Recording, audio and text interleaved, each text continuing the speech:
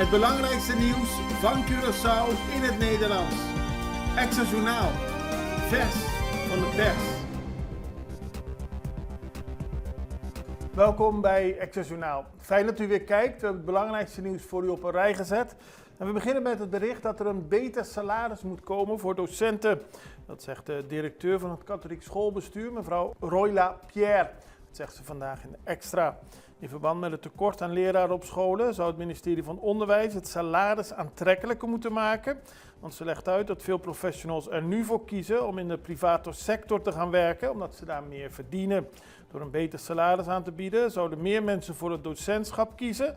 Ook gaan sommige mensen aan de slag als docent in Nederland of Bonaire, waar het salaris aantrekkelijker is.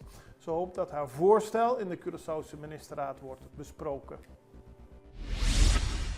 Minister Middelhoff doet een voorstel in Zuid-Afrika. De Curaçaose minister van Economische Ontwikkeling, Roderick Middelhoff, heeft tijdens de Global SME Ministerial Meeting in Zuid-Afrika een voorstel gedaan.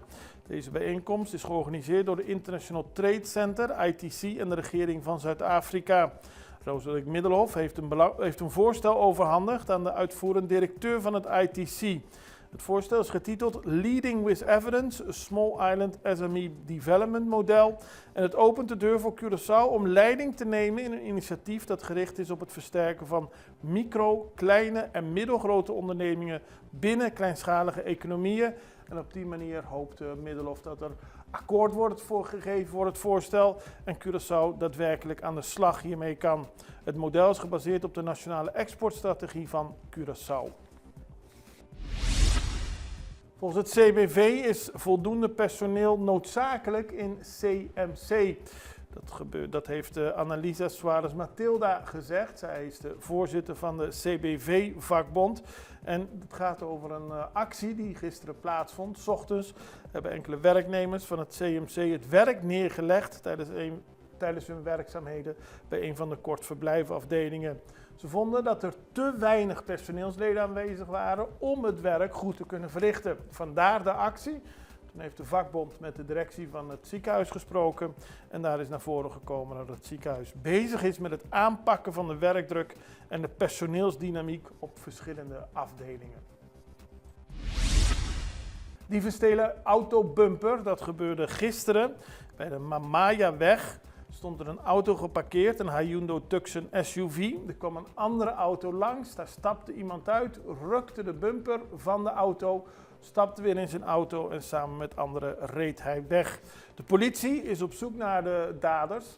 En het is natuurlijk ook wel een hele vervelende situatie dat zoiets en ook zo snel midden op straat gebeurt.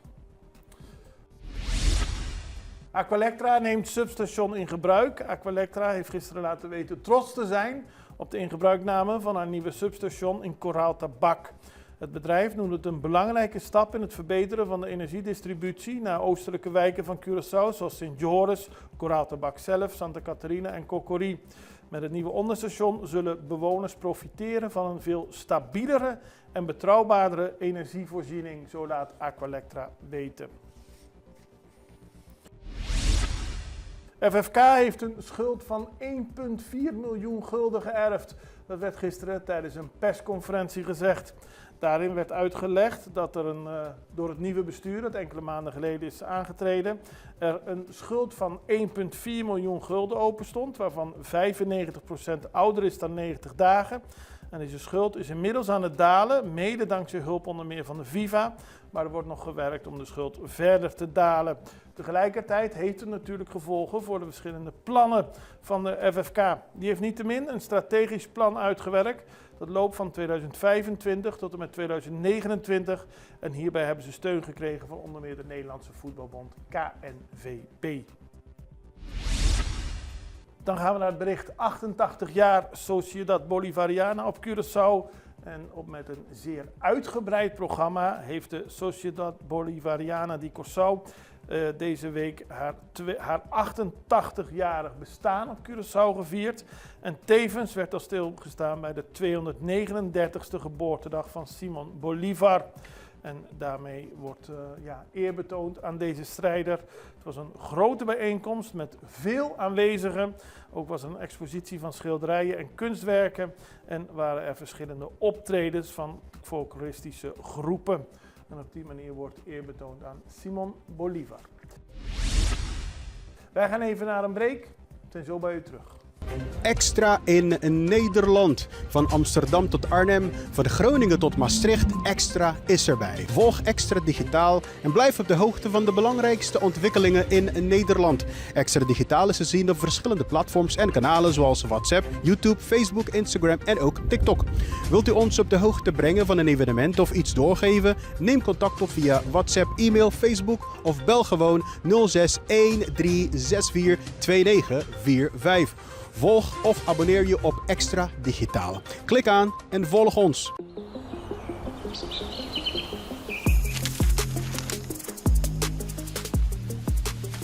Welkom op Curaçao, een van de mooiste eilanden in de Caribië. Een ware parel. En het is een eiland waar je van heel veel zaken kunt genieten. Van de natuur, van de zee, van het eten, van de mensen en zoveel meer.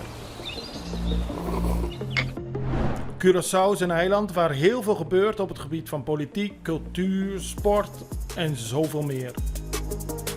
En Extra Journaal brengt het belangrijkste nieuws van Curaçao. Maar we hebben ook aandacht voor al het nieuws op Bonaire en Aruba en op de bovenwinden, Saba, Sint Maarten en Sint Eustatius. En we belichten al het nieuws van alle kanten. Het nieuws is duidelijk, actueel en vers van de pers. Extra Journaal, elke werkdag op Salto. Op Curaçao zijn we de hele dag bezig met het maken van Extra Journaal. Volg ons op je favoriete Amsterdamse zender, Tauro.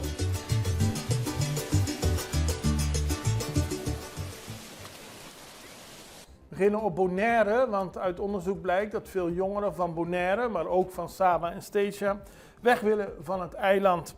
Een grote meerderheid van de jongeren op de BES-eilanden wil het eiland verlaten om elders te gaan wonen. Dat blijkt uit een onderzoek, een scholierenonderzoek van het Centraal Bureau voor de Statistiek, uitgevoerd onder jongeren tot 18 jaar in het voortgezet onderwijs en middelbaar beroepsonderwijs. Bonaire.nu, de website, schrijft er vandaag over, want het gaat om 91% van de jongeren op Saba en Sint Eustatius die het eiland willen verlaten en om 81% op Bonaire. Dat zijn hoge aantallen en de meest genoemde redenen zijn het volgen van een opleiding of studie en het verlangen om meer van de wereld te zien. Sint Maarten is gisteren een toeriste overleden die aan het zwemmen was. Dat gebeurde in het water bij een van de hotels dichtbij het politiebureau in Simpson Bay. Om 1:30 kwam er een melding binnen. Er was een vrouw aan het zwemmen in de baai van Simpson Bay. Politie en ambulance kwamen direct ter plaatse, maar uiteindelijk konden ze niet veel meer doen voor de vrouw. Zij was 79 jaar en de politie laat weten sterkte te wensen voor de familie, omdat het een heel traumatische gebeurtenis was. Dan gaan we naar een interview met Yoshina Davelaar. Zij geeft zondag een lezing in het Museo Tula. En die lezing gaat over de Harlem Renaissance. En dat is een lezing waarin aandacht wordt besteed aan zwarte kunstenaars. Volgens mevrouw Davelaar krijgen die niet altijd de aandacht die ze wel verdienen. Zij gaat dat doen en we hadden een gesprek met haar over deze Harlem Renaissance. De Harlem Renaissance, eigenlijk wat veel mensen niet weten, is dat kunstgeschiedenis vrij westers georiënteerd is. Als ik jou vertel dat de Harlem Renaissance de zwarte variant is, de zwarte kunstgeschiedenis, en dan eigenlijk een voortvloeisel uit de tijd van de slavernij in de Verenigde Staten, in Harlem, New York. En dat mensen zich daar gegroepeerd hebben en via kunst hun uiting hebben gegeven. De bekendste zijn eigenlijk de jazz, de muziek. Ja. Die kennen we allemaal wel van de studio's en de muziek, discotheken en dergelijke in Harlem. Maar wat weinigen weten is dat daar ook heel veel schilderwerken, literatuur, maar ook beeldhouwwerken vandaan komen. Literatuur is er ook meer en meer aandacht voor. De zwarte kunstenaars zijn nog steeds een beetje, krijgen niet de aandacht die het verdient natuurlijk. Daar besteed jij nu aandacht aan? Ja, ik vind dat wij sowieso, de zwarte mensen, sowieso gelijkgesteld horen te zijn aan de witte mensen. Dus ook vanuit de kunst. En ik vind dat meer mensen er eigenlijk wat meer kennis van horen te weten. En niet alleen over de westers georiënteerde kunst, maar ook alle andere vormen. Was dat al een discussiepunt toen je zelf Ja, kunst, absoluut. studeerde? Ik heb op de HAVO heb ik examen beeldend vormen tekenen gedaan. En tijdens de kunstgeschiedenis vond ik het al, dat ik zoiets had van, maar wacht even.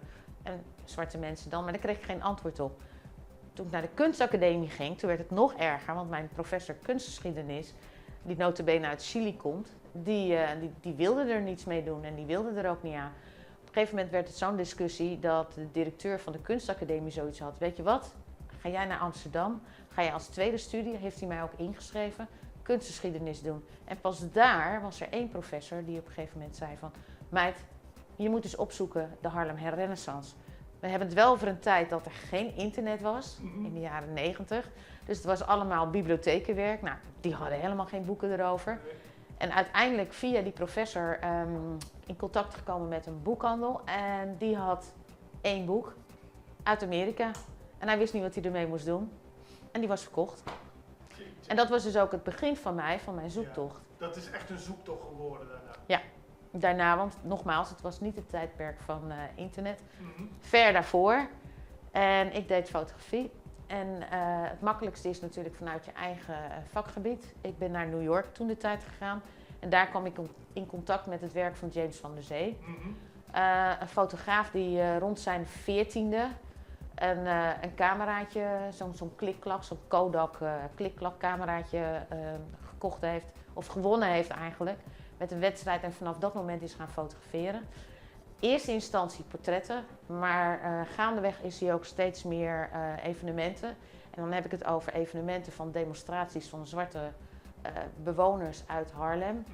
Is hij gaan fotograferen en zo is hij eigenlijk verder gegooid. Leuk om te vertellen is dat hij zowel voor zwarte als witte mensen heel erg belangrijk was. Waarom? Want hij maakte dus op een dusdanige manier portretten van iedereen, familieportretten, gezichtsportretten, dat iedereen dat ook aansprekend vond. Dus het was niet alleen voor de zwarte mensen of alleen voor de witte mensen voorbehouden, het was voor iedereen zijn techniek. En jij gaat in die lezing, ga je daar meer over vertellen. Ja.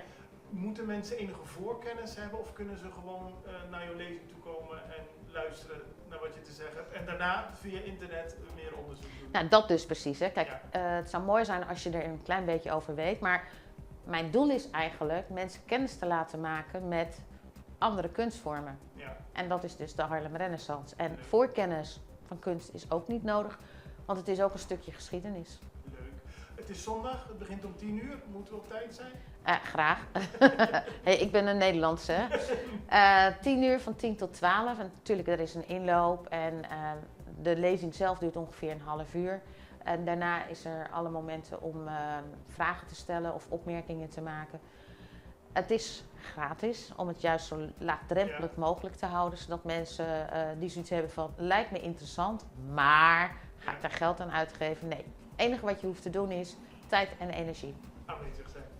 Dank je en succes. Bedankt. Mensen kunnen naar www.Fundación Museo Tula voor meer informatie en zich aan te melden voor de lezing. Dan gaan we naar internationaal nieuws, want de president van Colombia heeft bevel gegeven aan de marine om schepen met steenkool naar Israël tegen te houden. Hij heeft opdracht gegeven aan de marine om die schepen tegen te houden uit protest tegen het militaire offensief in de Gazastrook. Eerder, vorig jaar in augustus, had de president al bij decreet de export van steenkool naar Israël verboden. Maar daar werd niet altijd gehoor aan gegeven. Daarom heeft hij nu de marine erbij betrokken. En al eerder heeft Petro laten weten dat hij het volstrekt niet eens is met het Israëlische beleid. Hij noemde premier Benjamin Netanyahu een genocidepleger en zegt dat Colombia niet wil bijdragen aan de genocide op de Palestijnen in de Gazastrook. Op 15 juli was Colombia gastland van een spoedministeriële bijeenkomst met afgevaardigden uit meer dan 30 landen ter ondersteuning van Gaza. Afgelopen donderdag was het presidentieel paleis versierd met Palestijnse vlaggen om daarmee de steun voor de Palestijnen aan te geven. Wij zijn aan het einde gekomen van deze aflevering van Access Journaal. We zijn blij dat u weer gekeken heeft en hopen dat u ook dat blijft doen. Tot ziens, tot de volgende keer. Allerbeste.